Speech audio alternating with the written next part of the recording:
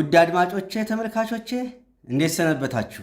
99% የሚሆነው ለማህፀን በር ካንሰር መከሰት ምክንያት የሆነውና የተደበቀው ቫይረስ ማን ነው የሚሆን በዚህ ቪዲዮ እንነጋገራለን። ማህፀን በር ካንሰር ዋናው መንስኤ ማን ነው ሲባል ቫይረስ ነው መልሱ። የትኛው ቫይረስ የሚለውን ደግሞ ስናይ 99% የሚሆነው ካንሰርን የማህፀን በር ካንሰርን የሚያመጣው ዋናው ቫይረስ ሂውማን ፓፒሎማ ቫይረስ ይባላል። ሂውማን ፓፒሎማ ቫይረስ ማለት ምን ማለት ነው? ሂውማን ፓፒሎማ ቫይረስ ማለት የቫይረስ አይነት ነው። እሱም ባለ 2 ዘረመል መንሰላል ያለው ማለት ነው።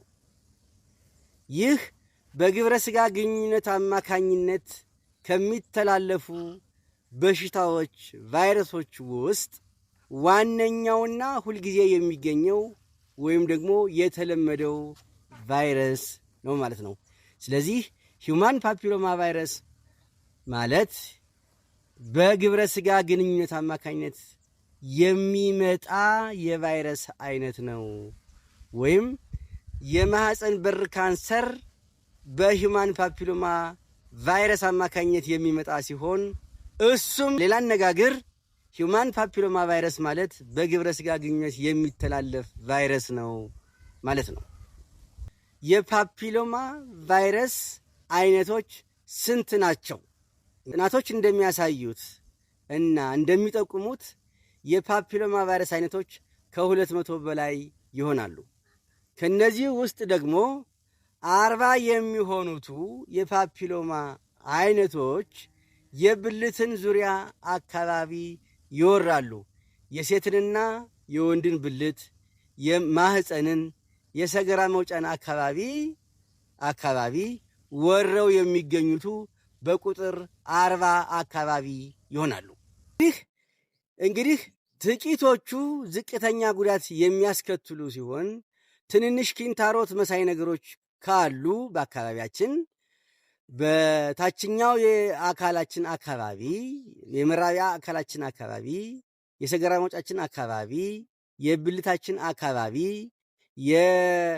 እነዚህ ጥቂቶች እና ኪንታሮት መሳይ ነገሮች ካሉ እነሱ በእንግሊዘኛው አጠራር ዋርትስ ወይም ደግሞ ጥቃቅን ኪንታሮቶች ብለን የምንጠራቸው ናቸው። እነዚህ በፓፒሎማ ቫይረስ ዘሮች የሚመጡ የኪንታሮት አይነቶች ናቸው። ከነዚህ ውስጥ ደግሞ ሌሎችም አሉ። ለካንሰር ከፍተኛ ስጋት የሆኑ ቫይረሶች አሉ። ከነዚህ ከ40ዎቹ ውስጥ ለካንሰር ከፍተኛ ስጋት የሆኑ ቫይረሶች አሉ።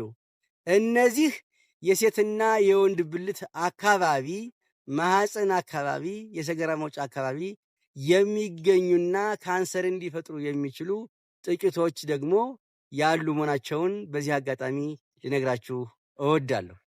የፓፒሎማ አይነቶች 2 አይነት የካንሰር ጉዳት ያመጣሉ። አንደኛው ዝቅተኛ ጉዳት የሚያመጡ አሉ። ከፍተኛ ጉዳት የሚያመጡ የፓፒሎማ አይነቶች አሉ። እያንዳንዳቸውን ስናያቸው ዝቅተኛ ጉዳት ከሚያመጡ የፓፒሎማ ቫይረስ አይነቶች አይነት 40፣ አይነት 42፣ አይነት 43፣ 44፣ 54፣ 61፣ 72 እና 81 ዝቅተኛ የሆነ የቫይረስ ጉዳት የሚያመጡና ክንታሮት መሳይ የሚያመጡ የቫይረስ አይነቶች ናቸው። እነዚህ አይነቶች ዝቅተኛ ጉዳት የሚያመጡ የፓፒሎማ ቫይረስ አይነቶች ናቸው። አይነት 11፣ አይነት 12 ደግሞ እስከ 90% ሊደርሱ የሚችሉ የኪንታሮት መሳይ ናቸው። አድማጮቼ፣ ተመልካቾቼ እነዚህ በስዕሉ ላይ የምታዩቸው ክንታሮት አሉ። እንደምታዩት የብልት ክንታሮት አሉ። እንደዚህ እንደምታዩት እና የእግር ክንታሮት ውስጥ አሉ። እነዚህ የምታዩት እነዚህ የሚመጡት በዝቅተኛ የፓፒሎማ ቫይረስ አይነቶች ከላይ የተዘረዘሩት አይነቶች በተለይ ደግሞ 11 እና 12 የቫይረስ አምጪ እነዚህን አምጪ የቫይረስ አይነቶች ናቸው ማለት ነው። እንግዲህ ከፍተኛ ጉዳት ከሚያመጡ የፓፒሎማ አይነቶች ውስጥ አይነት 16፣ አይነት 18፣ አይነት 31፣ አይነት 33፣ አይነት 35፣ አይነት 45፣ 52 እና 58 እነዚህ ዝርያዎች የማህፀን ጫፍ ካንሰርን በተመለከተ ከፍተኛ ጉዳት የሚያመጡ የቫይረስ አይነቶች ናቸው። ሂውማን ፓፒሎማ ቫይረስ በእንግሊዝኛው አይነት 16 ከነዚህ ከስምንቱ ውስጥ ደግሞ በሀገራችንም በዓለም አቀፍ ደረጃም በአፍሪካ ደረጃም እነዚህ አይነት 16 አይነት 18 ሁለቱ በጋራ እስከ 70% ካንሰር የማህፀን በር ካንሰር ከመቶ ሰዎች ውስጥ 70%ቱን የሚሆነውን የማህፀን በር ካንሰር የሚያመጡት ሁለቱ ዋና አይነት 16 እና አይነት 18 የሚባሉት ናቸው። እነዚህ የማህፀን በር ካንሰር መነሻ ምክንያት የሆኑ እጅግ በጣም ከፍተኛ የቫይረስ አይነቶች ናቸው። ከፍተኛ ጉዳት የሚያደርሱ የቫይረስ አይነቶች ናቸው። እነዚህ በብዛት የሚገኙና ከፍተኛ ጉዳት የሚያደርሱ የፓፒሎማ ዘሮች ሲሆኑ አይነት 16 እና 18 70%ቱን የሚይዘውን የማህፀን በር ካንሰር የሚያመጡ የሂውማን ፓፒሎማ ቫይረስ አይነቶች ናቸው። አይነት 33፣ አይነት 45፣ አይነት 52፣ አይነት 58 እስከ 25% ድረስ 5 እስከ 30% ድረስ የሚደርስ የማህፀን በር ካንሰር ነገር ግን 16 እና 18 የሚባሉት እጅግ ከፍተኛ ጉዳት የሚያደርሱ ሲሆኑ እነዚህ አይነት 31፣ አይነት 33፣ አይነት 45፣ አይነት 52 እና 58 እና እነዚህ 25%ቱን የሚሆነውን የማህፀን በር ካንሰር የሚያመጡ የቫይረስ ፓፒሎማ ቫይረስ የት ይኖራል?